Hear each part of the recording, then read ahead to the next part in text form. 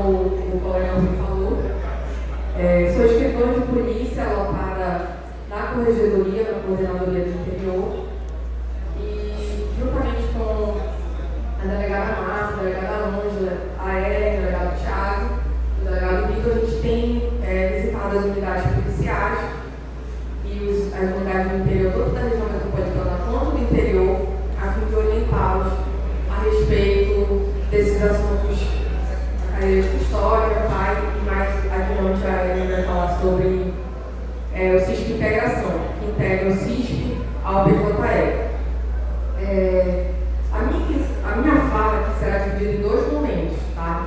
Primeiro eu vou falar um pouco sobre o PAI, explicar algumas funcionalidades, instigar todos vocês, sejam escrivães, investigadores e delegados, a fazerem uso dessa ferramenta, que é uma ferramenta relativamente antiga, né, na nossa atividade, porém muitos não fazem uso dela por desconhecer ou até mesmo foi informado algumas vezes, algumas unidades que a gente também já esteve, que o PAI seria só para o escrivão, para o delegado, que o investigador não precisava ter acesso, enfim. Então, como eu disse para vocês, a intenção é que vocês tenham curiosidade sobre o uso dessa ferramenta, que é uma ferramenta de trabalho muito presente hoje, né? Não é mais algo que é distante. Inclusive, esse sistema é um sistema que está caindo em desuso, o PAI 3.0. Para alguns de vocês já deve aparecer uma aba PAI 4.0. A polícia está fazendo esse cadastramento, inclusive foi um projeto que a Corregedoria também tomou à frente para que isso funcionasse logo, porque o governo, né, entrou em contato com a gente, porque, por exemplo, o DETRAN, a Polícia Militar, já estão usando esse PAI 4.0, então é importante também que a polícia não fique atrás. O PAI, digamos assim, que ele seja a evolução para excluir o papel, né, das unidades, o papel físico lá, os documentos físicos, as limitações. Então, desde quando ele foi instituído, passou a ser obrigatório que as comunicações entre órgãos, entre entidades, fossem através dessa ferramenta. E, exceto procedimentos que ainda precisam ir na forma física, né? Ainda precisava ter na forma física, mas aí ele vai também falar um pouquinho sobre a gente abandonar esse papel até dos procedimentos judiciais. Então, tenham em mente que o PAI é como se fosse o WhatsApp do poder público. Né? Quando não tinha o WhatsApp, a gente mandava SMS, tentava ligar. Hoje, quase ninguém faz uma ligação. Né? A maioria das pessoas mandam mensagens instantâneas pelo WhatsApp. Então, a gente precisa tomar posse dessas ferramentas para que a gente possa estar inserido. Né? Então, tenham em mente isso. A solicitação de acesso ao PAI hoje, quem é o gestor do PAI é a DIME, a Diretoria de Informática, Manutenção e Estatística. Então, vocês podem encaminhar para lá ou através de e-mail a solicitação. Todos os servidores têm que ter o PAI. É um dever funcional desses servidores terem acesso ao PAI. Seja escrivão, seja investigador. Porque muitas vezes o que acontece nas unidades policiais é que sobrecarrega o colega escrivão, cartorado lá. Ele manda para mim o meu relatório, manda para mim minha diária, manda não sei o que para mim. Tudo é o escrivão cartorário. A gente precisa tomar posse dessa informação, desse recurso e fazer uso, tá bom? E aí todos têm que ter acesso. Então, quem não tiver ainda acesso ao PAI, solicite, mande um e-mail, mande sua matrícula, a DIME providencia em questão de 24 horas para poder esse acesso, tá? É o mesmo sistema que a gente acessa o CISP. Lá no CISP, que é do governo do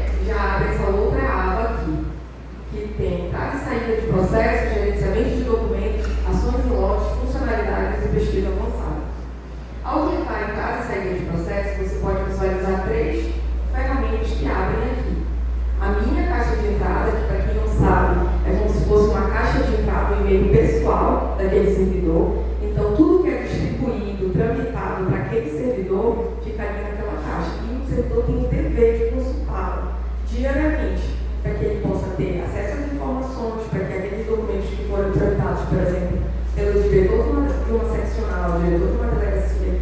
Então, o servidor é obrigado a consultar.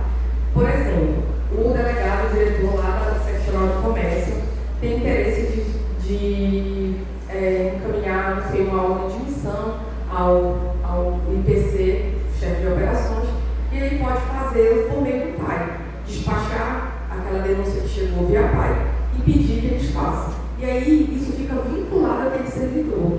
Vai aparecer na caixa lá de entrada, como servidor responsável, aquele servidor para quem foi distribuído e tramitado aquele documento.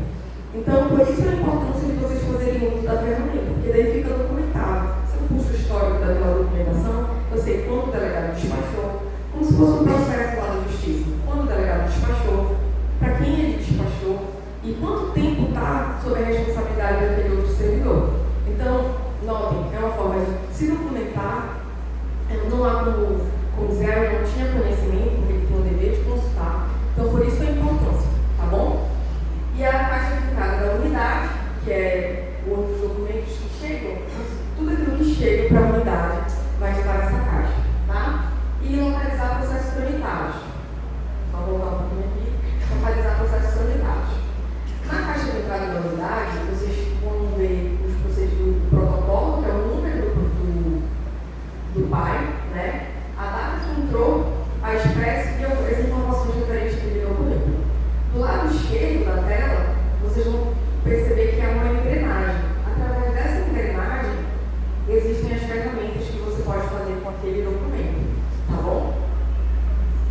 Aqui são as ferramentas que a gente pode fazer, que é ver detalhes do protocolo, ver documentação, despachar, assinar, tramitar, criar anexos, distribuir, manter interessado, gerar termo de anulação e arquivar. Já no localizar processos tramitados, você vai poder consultar aqueles processos que passaram de alguma forma pela caixa de entrada da unidade. Isto é, você só consegue consultar aqueles processos que passaram, que já estiveram na caixa de entrada. Ah, Pauliane, mas eu fiz um requerimento aqui no DRH, e aí eu não mandei via pai, eu vim aqui pessoalmente, fiz fisicamente, fiz o requerimento. Eu consigo consultar o andamento desse processo, saber o teor do despacho? Não vou conseguir. Só consigo aquilo que saiu da caixa de entrada que eu estou vinculado, tá bom? Então, por isso a importância de vocês fazerem uso do pai. Às vezes a pessoa se dá o trabalho de vir para fazer uma solicitação do extravio da sua carteira funcional. Aí ele vem aqui na corregedoria, obter essa informação, enquanto que ele pode haver feito pelo pai, tem que caminhar e acompanhar toda a movimentação através do próprio sistema, sem precisar se deslocar até aqui, seja uma solicitação de uma operação de férias, o próprio investigador pode solicitar para o delegado, diretor da unidade, ele dá o nada do povo, já faz aquela tramitação sem precisar que se imprima nada, tá bom? Porque ali tem a assinatura digital, assinatura eletrônica do servidor que é vinculado, e ele não precisa imprimir, e você fica com aquele documento com uma duração maior. Basta o número do protocolo ou o nome do interessado, e você consegue localizar esse procedimento. E outras funcionalidades também que o pai tem. A gente sabe que as demandas, elas se repetem nas delegacias, né? Então, existe uma funcionalidade do pai denominada rascunho.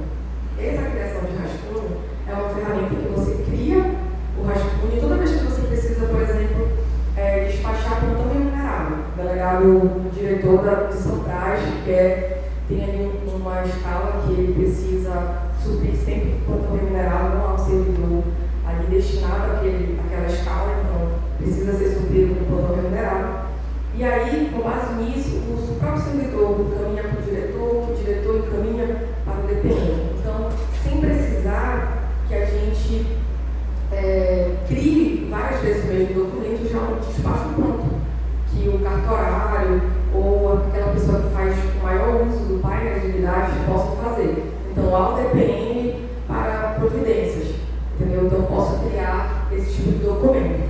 Aqui a forma de criação, eu crio o nome, a descrição, a espécie do despacho, a espécie do documento, e depois que cria, ele fica disponível lá toda vez que for necessário. Por exemplo, aqui na Cointe, que é o local da minha anotação de exercício minhas funções, a gente tem muita questão de solicitação de prorrogação de prazo das AIs.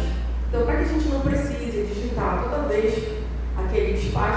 porque a gente tem um modelo de despacho de prorrogação de AI.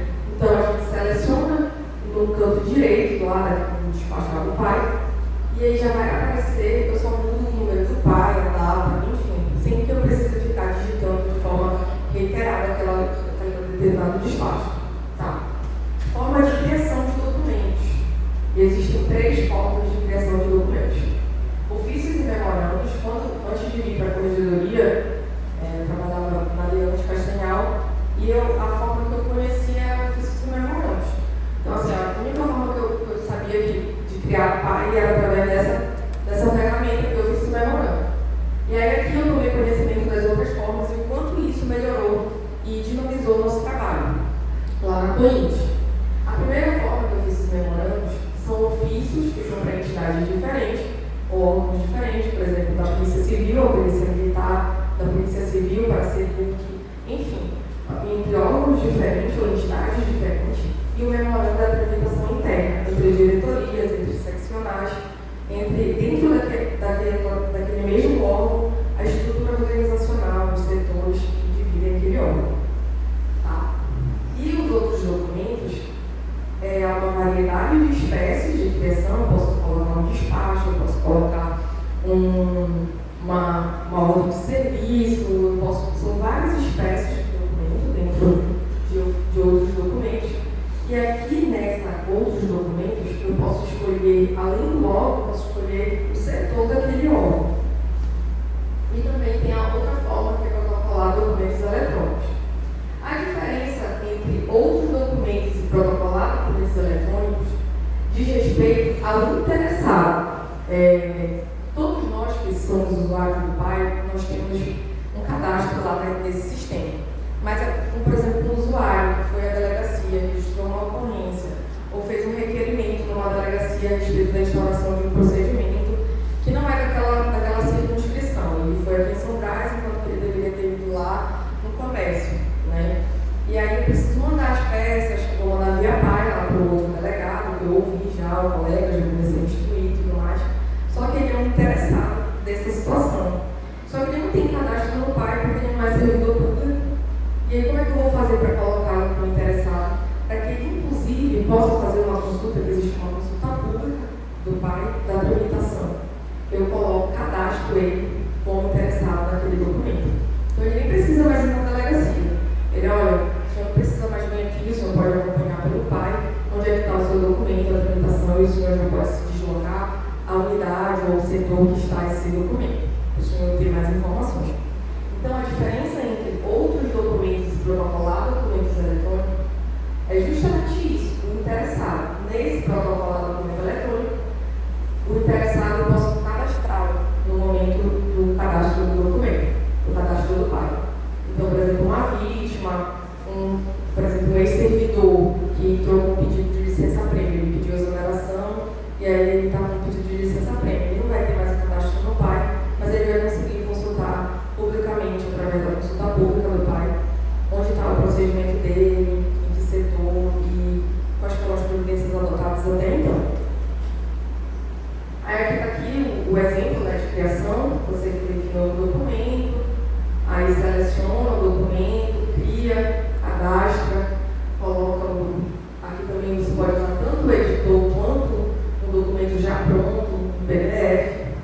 Você seleciona o destino e note, aqui no destino, se eu quiser fazer um ofício, por exemplo, ao CPC Renato Chaves, a Polícia Científica, eu vou encaminhar a Polícia Científica ao protocolo geral, porque eu não consigo escolher o setor daquela unidade, daquele órgão. Digamos, eu preciso de uma perícia relacionada a veículo. Então, tem o setor de perícia em veículos lá na Polícia Científica. E aí, através disso aqui, vai chegar, utilizando ofícios e memorandos, quando eu escolho o destino, vai ter o protocolo geral da Polícia Científica. E aí, quando chegar lá, no protocolo, vai ter toda a tramitação interna até chegar ao destino que eu tenho interesse. Aí, já lá em outros documentos, eu posso usar tanto o editor quanto a mensal PAI. Aí eu preencho essas informações aqui, que é bem intuitiva.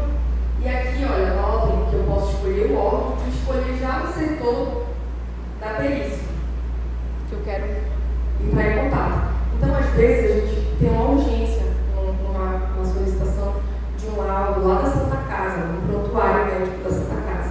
Ao invés de eu mandar para o setor protocolo geral da Santa Casa, eu já mando lá para aquele setor que é neonatal, responsável por morte de uma criança suspeita, por exemplo. Então, já consigo ter uma rapidez na tramitação desse processo, tá bom? E protocolar documento eletrônico é muito similar. A diferença também, além do interessado, é que eu não tenho a opção de usar o editor, já tenho que estar com o documento pronto, tá bom? E eu vou falar um pouco agora com vocês sobre a coassinatura. Algum de vocês já fez uso do envio de relatório de viagem por meio do pai? Quem já fez aqui? Já? E aí aqui no setor financeiro, na DIF, né? Aqui no setor financeiro, eles precisam que além da assinatura digital esteja assinado em coassinatura, tá? E aí é possível que um delegado, ou um delegado investigador, várias pessoas assinem o mesmo documento no pai, que é uma ferramenta denominada coassinatura. Essa ferramenta, como é que eu faço? Né? Eu vou selecionar lá, voltando aqui, eu coloco aqui em protocolar documento eletrônico, aí eu seleciono a espécie, anexo o arquivo, tá? Por exemplo, aqui um relatório de viagem. Eu selecionei o relatório de viagem. Ao selecionar, ao anexar, vai aparecer essa barrinha aqui de ferramenta. E aí bem aqui tem dois bonequinhos, olha, dois bonequinhos que eu vou apertar aqui, está escrito coassinatura, e vou selecionar as pessoas que eu quero que assinem nesse documento.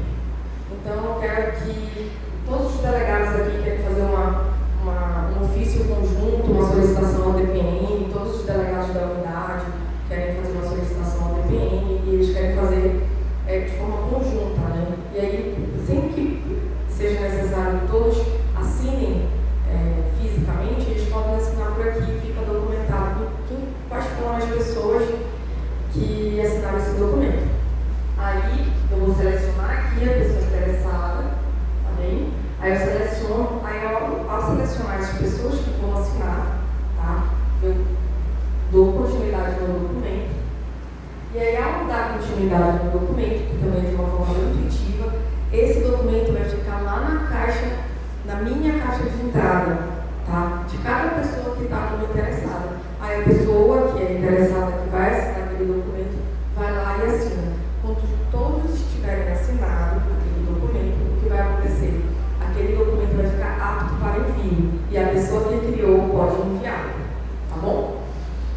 E vamos lá preciso falar de duas situações aqui, tá bom? A primeira diz respeito à criação e alteração de um despacho ou de um documento. Se esse documento for o principal, aquele primeiro documento, eu não consigo alterá-lo, vou ter que cancelar esse parte. Se for um despacho, eu consigo alterá-lo antes de confirmar. Tem a opção lá, assinar, depois confirmar. Antes de confirmar, eu consigo alterá-lo, tá bom? Depois que eu confirmo, eu não consigo mais alterá-lo. E aí, o que eu vou fazer? Eu posso cancelar esse documento. O cancelamento do documento ocorre quando eu já confirmo aquele documento, ele já está assinado, já está confirmado. Também é de forma bem intuitiva. Aí aquele documento vai ficar com aquele despacho, aquela coisa de despacho vai ficar como cancelado, tá? Dentro do processo. E aí a gente também tem a opção de, Fabiana, eu precisei arquivar o documento, é importante isso, tá? Que quem é o gestor, quem é o responsável pela caixa de entrada, né? Geralmente na unidade fica o cartorário, que ele arquiva aqueles pais que já tiveram essa demanda concluída, para que a caixa de entrada não fique muito cheia, né? Então, a partir do arquivamento, caso seja necessário aquele pai novamente, eu posso desarquivar funções ações e lotes, desarquivar, tá? Outra coisa importante também, que o PAI 3.0 não nos possibilita, ter o acompanhamento daquele processo, né? O que é que eu quero dizer com isso? Depois que esse processo é tramitado da nossa caixa de entrada, a gente já não tem mais como achá-lo. Essa que é a verdade. Se a gente não tiver o interessado ou o número desse pai, a gente não consegue mais achar. Porque a pesquisa é uma pesquisa que é muito reduzida. Inclusive, foi uma demanda que a gente até levou para o pai do 4.0, quando o gestor do pai no Pará veio aqui, né, para uma reunião. Era justamente isso, porque a gente tem dificuldade de localizar. Eu fiz um pai solicitando as minhas férias, e depois para eu achar esse pai, se eu não anotei o número, é muito dificultoso. Né? Às vezes, só se eu tiver como interessado, enfim, é difícil de achar. Então, eu sugiro a vocês, nas delegacias, que criem uma planilha no Google Drive, que todos possam ter acesso, para que a gente, toda vez que for criado um pai, a gente possa alimentar ali e sempre localizar quando for necessário. Tá bom? E agora eu vou falar um pouco sobre práticas cartorárias, tá? Sobre o cartório, os cartorários.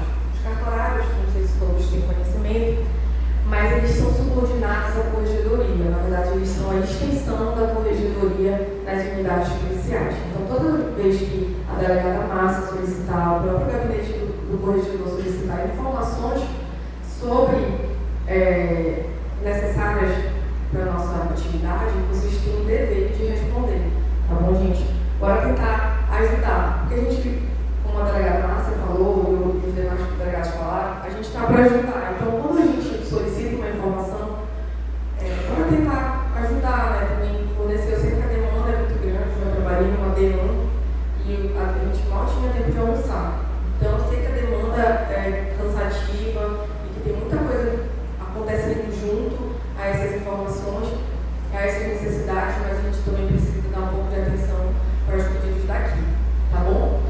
Livros cartorários, eles continuam sendo obrigatórios, tá? Embora a gente esteja fazendo uso do PJE, os livros não deixaram de ser obrigatórios. Inclusive, a delegada Michele está aqui, eles são, que é responsável pela correção, eles são inclusive objeto de correção no momento das visitas dos corregedores.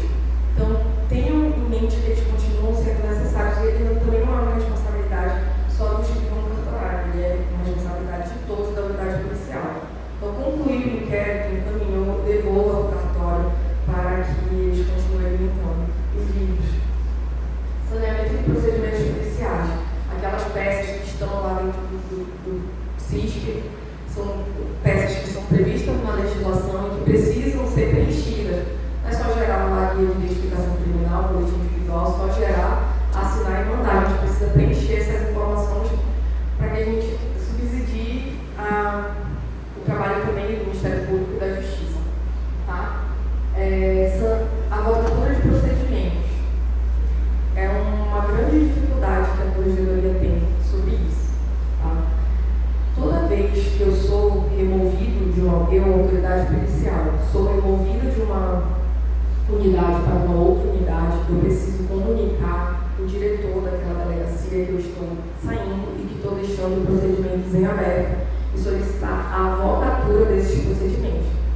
Porque os procedimentos não são mais dos delegados, eles são da unidade policial. Então, toda vez que houver essa transferência, uma remoção, um pedido de licença, prêmio, um pouco superior a 30 dias, uma licença médica, eu preciso estar atento a isso, informar o diretor que eu tenho procedimentos em aberto.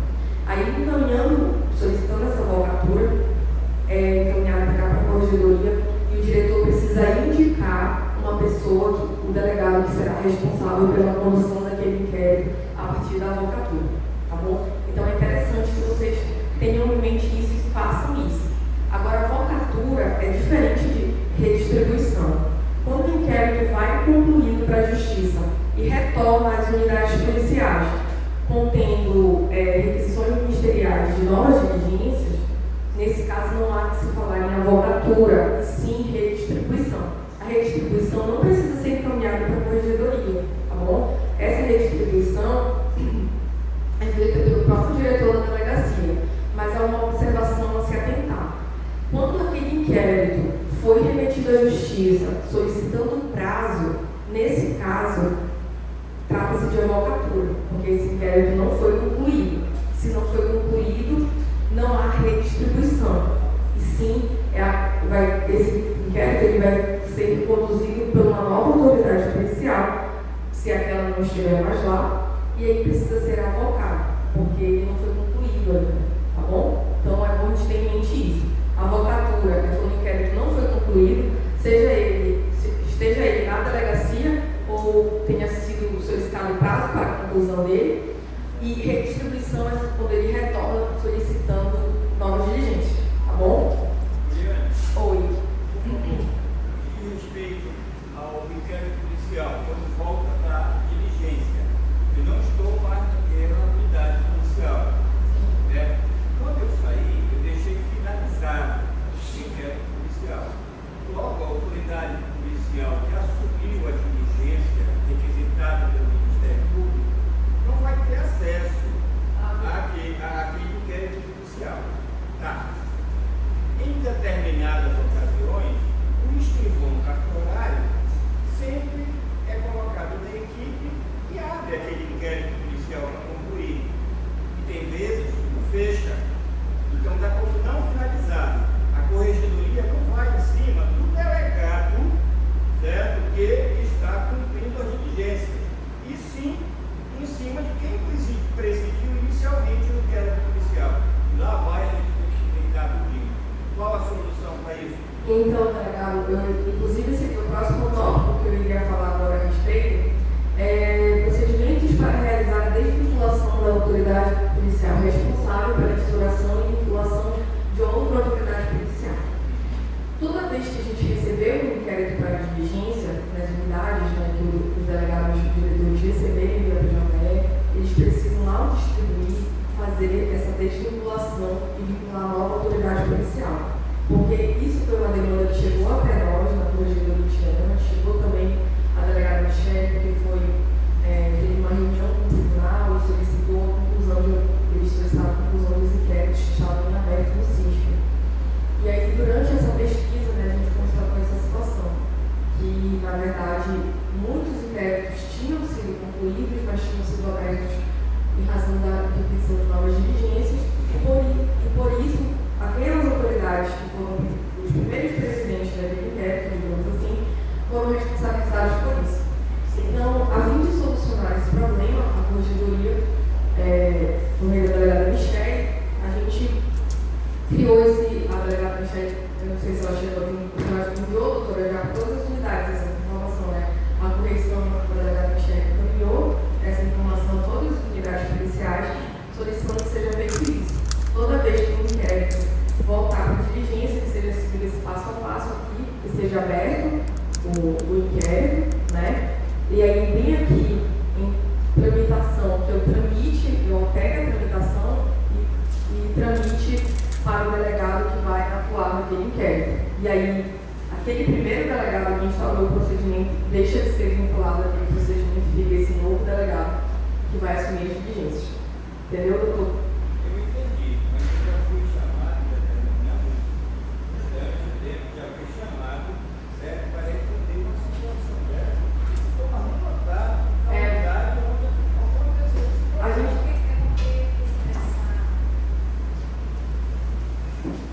Bom dia ou boa tarde a todos.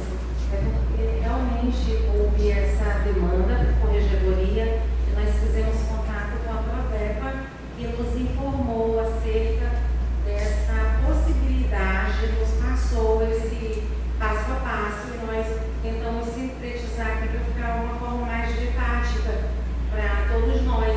Eu talvez não tenha ainda chegado a todos, mas já a divisão de correção já providenciou, até porque nós precisávamos, na prática, verificar se dava certo mesmo esse passo a passo, e já verificamos que realmente é possível, e assim vamos evitar agora que os procedimentos antigos, quando reabertos, fiquem no nome das autoridades naturais do feito, ok?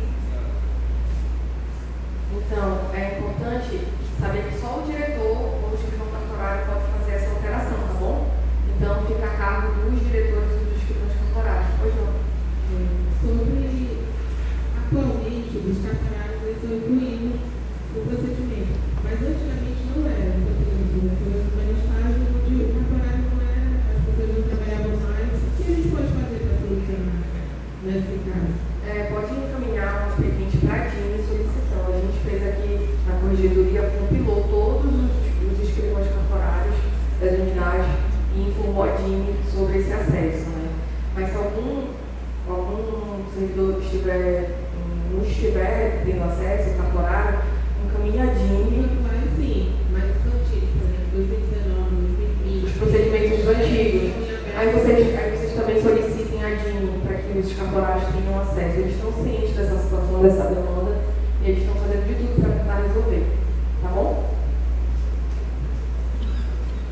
E aí, por fim, né, vou falar um pouco sobre os objetos apreendidos, observar a cadeia de custódia, a destinação dos objetos antigos das unidades, então buscar incinerar, buscar destinação aos veículos, aos objetos que estão nas unidades policiais, a fim de diminuir aquele acervo de objetos apreendidos que a gente tem lá. Eu sei que daqui para frente a gente não vai mais precisar armazená-los, mas tem muita coisa antiga, né?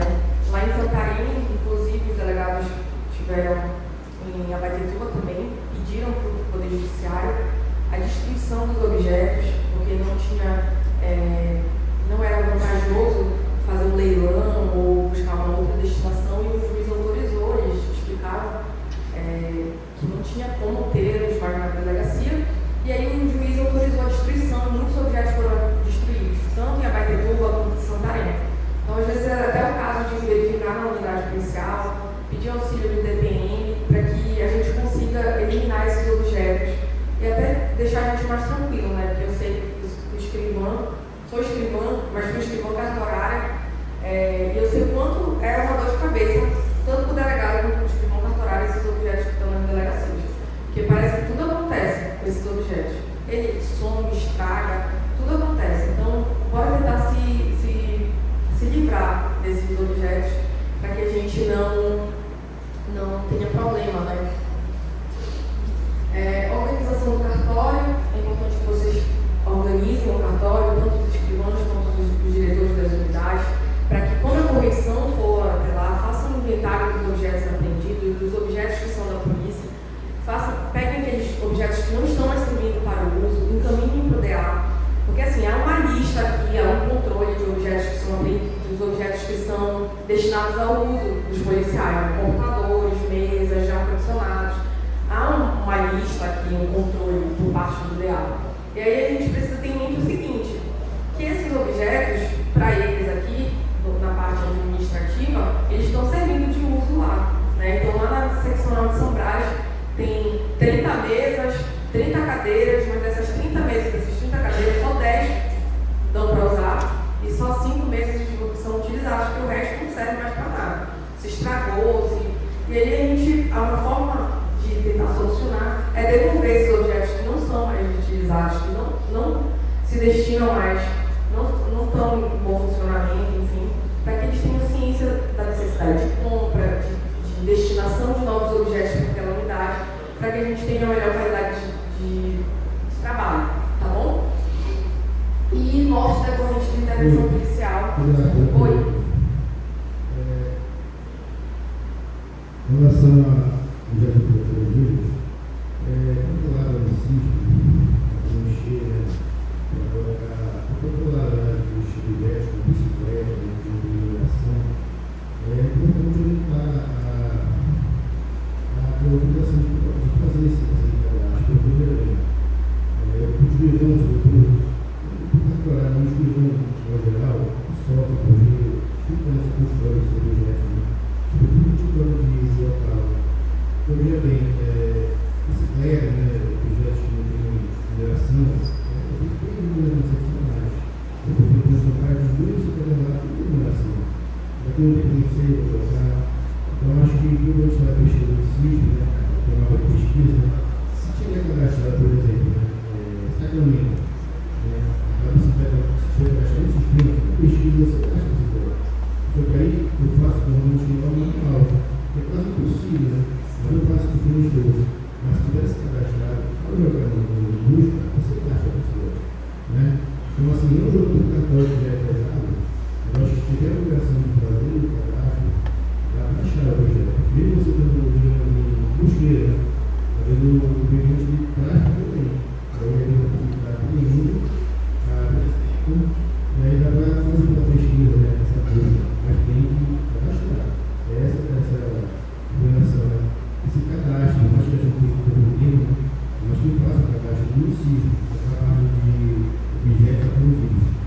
somente na pré-criação. Sim, a Ellen vai falar depois um pouco também sobre essa questão de alimentação do CISP, mas é muito importante que a gente preencha todas aquelas áreas que estão lá para o preenchimento. Inclusive, que a gente, foi bom você falar sobre isso, a respeito também dos documentos que a gente produz nas unidades policiais. A gente precisa também colocá-los no CISP. Se não der para colocá-lo na forma verdadeira lá, né, tipo, pegar o documento e colocar, que aquele documento que vai ser assinado, que a gente pelo menos digitalize e coloque dentro do CISP. A gente aqui tem um problema na corregedoria, quando chega uma demanda do Ministério Público ou do Poder Judiciário solicitando uma informação sobre um inquérito, sobre até uma denúncia sobre externa, uma denúncia de uma pessoa comum, né, de um cidadão, a gente tem dificuldade, porque, por exemplo, se aquele inquérito estiver sem indiciamento e a vítima em apuração, a gente não tem como achar, né? Porque não tem uma informação mínima de testemunha, é colocado assim. Aí no texto lá do cadastro do procedimento, está assim, trata-se de inquérito instaurado para apurar um furto, só. Que tem como suspeito não coloca, que o objeto que foi furtado também não coloca, a gente não tem nenhuma informação. E aí, de posse disso, a gente não consegue nem consultar no PJE, porque no PJE também não foi alimentado aquela informação. E o que a gente precisa fazer? Entrar em contato com a autoridade policial para que ele informe, porque a gente não tem acesso nem aos depoimentos das testemunhas. A gente só tem ocorrência, que às vezes a ocorrência também são de 2 linhas. Trata-se de ocorrência, o relator não qualificado comunica que foi furtado na data tal e furtaram o seu celular. Aí não tem e-mail do celular, não tem informações, não tem nada. A gente fica quase no escuro aqui para tentar adivinhar o que era, o que aquele inquérito está apurando, quem é o suspeito daquele inquérito, para a gente poder responder ao Ministério Público. Então é importante que se alimente, que coloque as informações lá, porque esse sistema, eu sei que é um sistema que não facilita a nossa vida, um sistema que dificulta a vida do servidor. Eu trabalhei, eu disse para vocês, na atividade de fim, e lá a gente, poxa vida, eu tinha dias assim que não conseguia nem retirar uma ocorrência, de fazer só a ocorrência, a medida protetiva todinha fora do CISP.